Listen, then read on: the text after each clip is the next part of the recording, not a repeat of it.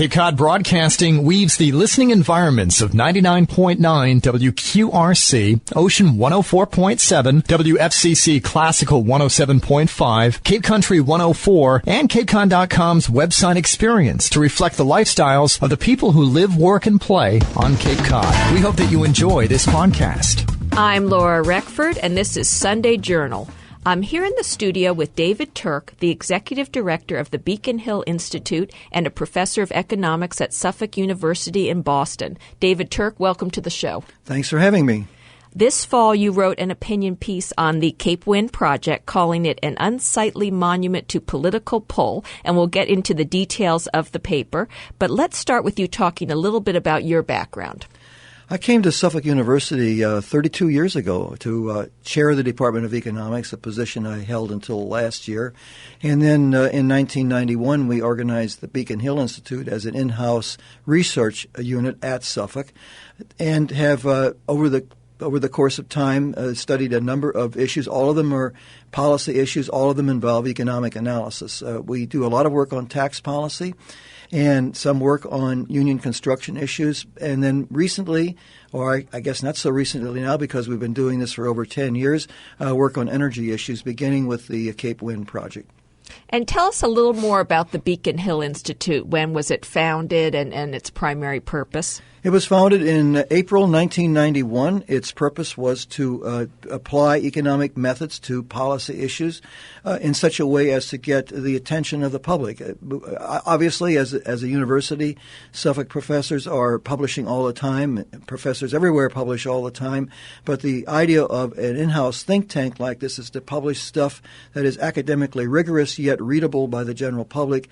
We testify regularly before the state legislature on revenues. I've testified before Congress on tax policy, construction policy, welfare policy, and all of our publications are readable by the general public and by policymakers. There's a lot of technical work goes on in the background, but the idea is put out stuff that's not going to sit on a shelf someplace and be read by just a couple of experts. Put out stuff that is going to be accessible to the general public and to the people who make the policy. And for those who may not know, and most of our listeners will be very familiar with it, Cape Wind is the project to build 130 wind turbines in Nantucket Sound. The project was first proposed over 10 years ago. There has been a long regulatory process, mainly because there wasn't really anything in place to regulate this type of thing. And along the way, there have been many opponents, including the major one being the Alliance to Protect Nantucket Sound. The town of Barnstable is also a major opponent. There have been many appeals of approvals along the way, court cases, many court cases, some court cases still pending. David, how did you get involved with this issue? We thought that the issue was ripe for economic analysis, and we had the idea of doing actually two kinds of analysis. One would consist of taking surveys of tourists and homeowners to see what they thought about the project, how it would affect tourism, how it would affect local business, how it would affect property values. And the second piece that we thought was worth doing was what we call in my business a cost-benefit analysis. So that would mean you would add up all of the costs of the project, including the installation costs and the operational costs of the project, and compare those costs to the benefits that would consist of reduction of pollutants, reduction in CO2 emissions, and the reduction in the use of fossil fuels. So that was a project. Those were projects that we thought needed to be done. We looked around for funders, and we finally found a foundation in the Boston area, Massachusetts Foundation, that got us started on the project. So we did those two pieces. We did a survey of tourists and of homeowners, and then secondly we did the cost-benefit analysis and published all of that work. And you were saying before the show, you were telling me who originally hired you to study the piece and who you're working with now on that. Well, our grant was accepted and funded by the Egan Family Foundation, and I will disclose that the Egan family has, at least at the time the project was funded, stood in opposition to the project. I have to say that in the interest of full disclosure, and I'm happy to say so. We haven't been funded on this project, though, for maybe 5 or 6 years, or perhaps even longer. The funding came in the early part of the previous decade, around 2003 through maybe 2005 or so. And since then, we've just spoken out on the project simply because it's there, and we think there's more to be said about it.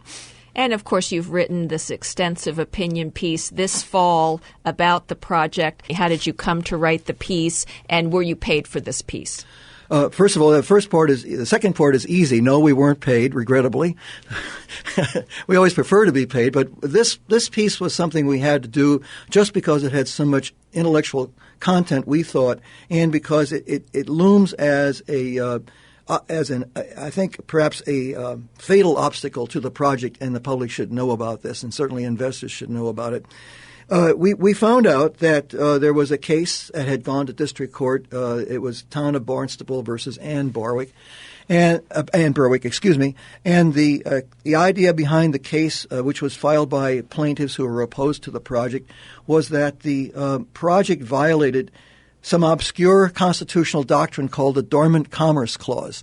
Now, the plaintiffs, if I can go on about that, the plaintiffs' lawyers told them that there was a constitutional issue involved here, in that under this Dormant Commerce Clause concept, states are not permitted to enact legislation or to take actions that favor in-state providers of goods and services over out-of-state providers. This goes back to the idea behind the Constitution, which was enacted in order to eliminate protectionism that states would practice, where they would try to favor their own industries over industries from other states. It was all intended. The Dormant Commerce Clause is part of the whole philosophy behind the federal Constitution, whereby the whole United States market is an open market, and there can be no favoritism exerted by state governments toward local producers or vendors. And the plaintiffs said, well, they told the court in their brief, well, there's a violation of the Dormant Commerce Clause here in the following sense. In 2008, the legislature passed the Green Communities Act, which mandated utilities to get 3% of their power from renewables and to enter into long-term contracts with local green energy producers. And the philosophy behind that was that that these producers, green energy producers, Cape Wind certainly among them, need long-term contracts and need guaranteed business in order to get financing for the project. Everybody knows, I believe, and I think everybody would agree, that this Green Communities Act was enacted largely in part to get the financing that Cape Wind would need to put the project forward. The project needs about $2.5 billion, and it was and remains well short of the amount of financing that it needed in order to get off the ground. And the idea behind this act was to put the utilities, NSTAR and National Grid in particular, in a position where they had to buy quite a large share of Cape Wind power, and do so and pay Cape Wind at rates that would make this project sufficiently profitable that Cape Wind could attract investors. So, I'll try to get to the point here. National Grid, which is one of the two major providers, and signed on right away. They signed on for 50% of the power. But NSTAR, the other major provider in the state, bulked. NSTAR took the position that it could get the same green power more cheaply from other sources other than Cape Wind. Then what happened is that, and the plaintiffs say this in their brief, is that NSTAR let it be known that they wanted to merge with a couple of other electric providers. And the state then, as the plaintiffs argue, told NSTAR that if NSTAR wanted this merger to go through, they better get on board and buy their allocated share of Cape Wind power, which comes to about 27.5%. Plaintiffs in this case are arguing that the state unconstitutionally, illegally muscled NSTAR into buying this power, whereas, in fact, as NSTAR itself knew, the same power was available more cheaply from other sources, including out-of-state sources. And therein lies the violation of the Dormant Commerce Clause, or so plaintiffs alleged in their brief to the federal district court. I'm Laura Reckford, and this is Sunday Journal. I'm talking with David Turk, Executive Director of the Beacon Hill Institute and a professor of economics at Suffolk University in Boston. He has written an opinion piece about the politics behind the approvals of Cape Wind. And as you say, you concentrate in your piece a lot on the costs of the project, the economics behind it. You mentioned the capital costs exceeding $2.5 billion. Now, is this price higher than what one would pay for other means of generating a similar amount of energy? Well, it's always going to be more expensive to build wind turbines or any kind of energy source in the ocean than it is on land. So therefore, everybody understands that if you buy any kind of power, including wind power or other kinds of green power, and the power emanates from land-based sources, the capital costs and the operation costs are going to be lower. That's simply built into the calculus. And then what about comparing turbines, land or offshore, with other types of energy generation?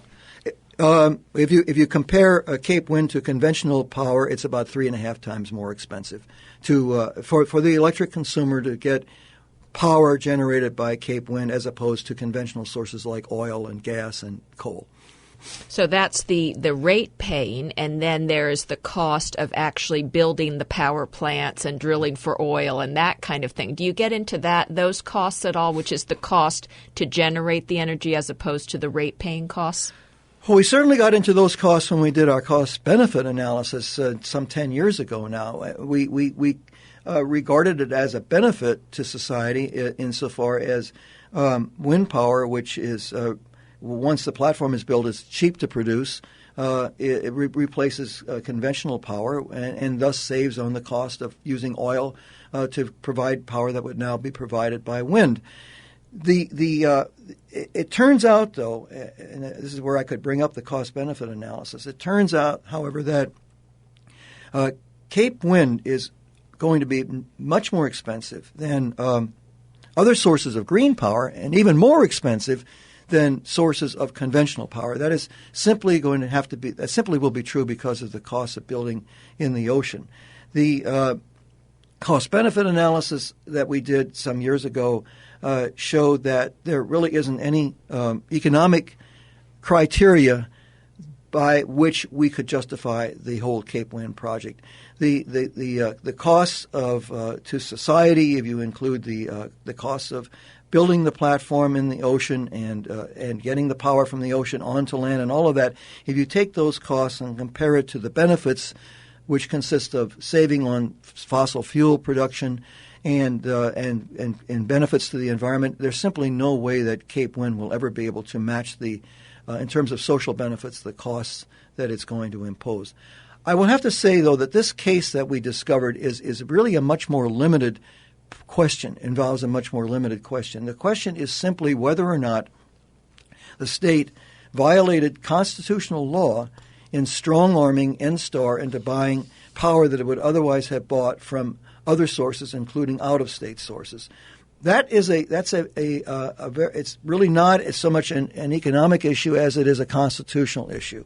The economics of the argument made by the plaintiffs is just that had NSTAR been left alone, indeed, I suppose we could infer that had National Grid been left alone and told to buy green energy to satisfy a certain standard the state wants to impose, it would have bought a lot of that green energy from other sources, including out-of-state sources. And thus the argument that the state unconstitutionally, illegally strong-armed NSTAR into buying power from Cape Wind when it, if left alone, it would have bought the power from out-of-state sources. The opponents of Cape Wind have a big gun in their corner with constitutional scholar Lawrence Tribe to fight this part of the case. Can you talk about where this is in the court process now? It's in the federal appellate court. The briefs have been filed, interestingly, by a group of lawyers for the plaintiffs, including Lawrence Tribe. And it may be in connection with that brief and the district court decision that I should go to the next issue involving constitutional law here, which it turned out to be a fascinating study for me.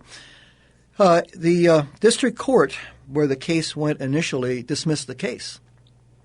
And it dismissed the case on the basis of a concept called sovereign immunity.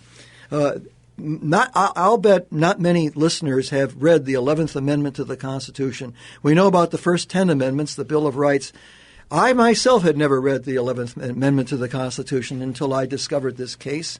And what the 11th Amendment says is that plaintiffs cannot bring actions against state governments in federal courts where they are complaining about a past action on the part of the state that somehow damaged the plaintiffs.